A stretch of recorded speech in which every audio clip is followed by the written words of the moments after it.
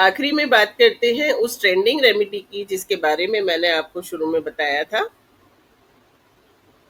यह trending remedy है हल्दी धूप, टर्मरिक फ्यूम थेरेपी। हल्दी के छोटे टुकड़े या हल्दी पाउडर को कपूर के साथ जलाइए।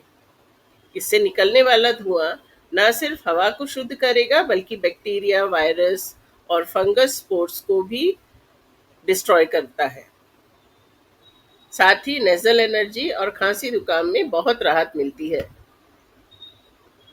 यह रेमेडी बिल्कुल केमिकल फ्री है, इको फ्रेंडली है और बेहद इफेक्टिव भी है।